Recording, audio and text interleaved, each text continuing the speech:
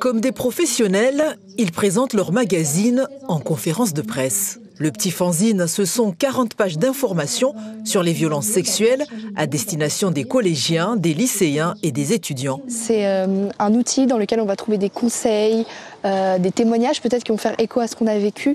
Donc c'est vraiment hyper important qu'il soit diffusé dans chaque collège et dans chaque lycée pour qu'il puisse parler à tous les jeunes. Un projet collectif mené par 7 journalistes en herbe, âgés de 12 à 16 ans, avec l'aide d'une professionnelle. Interview, enquête, écriture, dessin, ils ont su trouver les mots pour rendre compte. Au début, elle n'y croit pas. C'est inimaginable de subir ça de la part de gens de ton propre sang.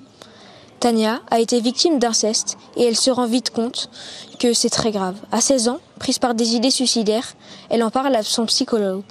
Même l'enfer est plus calme que mon vécu. C'est beaucoup de colère, beaucoup de courage, je pense, parce qu'il y a énormément d'impunité autour des violences sexuelles. Il n'y a que 0,6% des plaintes qui parviennent à la justice. Je pense que c'est alarmant. Moins d'1%, et je pense qu'il faut qu'on fasse quelque chose et que ce changement doit venir de nous les jeunes, parce que, désolée, mais je pense qu'il n'y a pas grand-chose qui vient du côté des générations précédentes. Nicolas Puluen, auteur du livre Mon petit loup, qui est à l'origine de ce projet, en sait quelque chose. Victime d'inceste dans son enfance, il a enduré 40 ans de silence avant d'oser en parler. Aujourd'hui, c'est ça, il faut être capable de passer outre le conflit de loyauté. Et tant pis, si on a subi ça, on sait qu'on va devoir peut-être foutre la famille en l'air, mais c'est pas de sa faute. C'est pas de sa faute, on a subi ça. Et là, le seul responsable, c'est celui qui commet les infractions, qui commet les violences sexuelles. Se libérer pour se reconstruire, ça peut aussi passer par l'art, par exemple à travers la musique.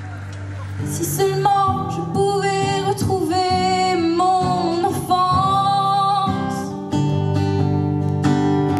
car tout n'est qu'illusion autour de nous, c'est des cloisons, il n'y a plus de nuances, j'ai perdu mon innocence.